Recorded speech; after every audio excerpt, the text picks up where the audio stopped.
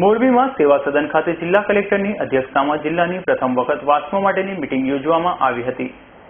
રાજ્યમાં નવા જિલ્લા બન્યા તેના પછી દરેક જિલ્લામાં કચેરી શરૂ કરવાની કામગીરી શરૂ કરવામાં આવી છે। ત્યારે મોરબી જિલ્લો પણ રાજકોટમાંથી અલગ પડતા તેને પણ જિલ્લા મુજબની કચેરી શરૂ કરવામાં આવી રહી છે।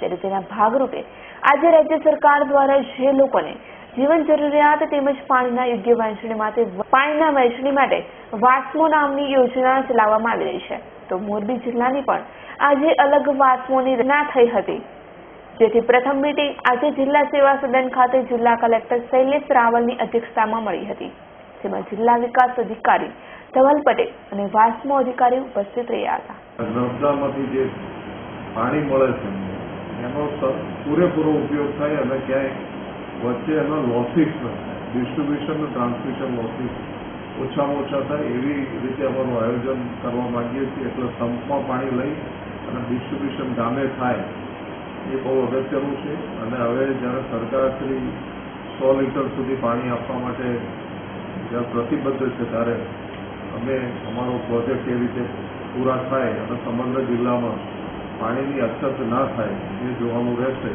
મીટિંગમાં જે જૂની યોજનાઓ મોરબી જિલ્લામાં શરૂ છે તેનું નિરીક્ષણ કરવું અને આ વર્ષે વરસાદ ઓછો થયો હોવાથી લોકોને પાણીની તંગી ન સર્જાય તેના માટે આયોજન કરવું તે અંગે ચર્ચાઓ કરવામાં આવી હતી। રવિ મોટવાણીનો રિપોર્ટ, S9 ન્યૂઝ, મોરબી।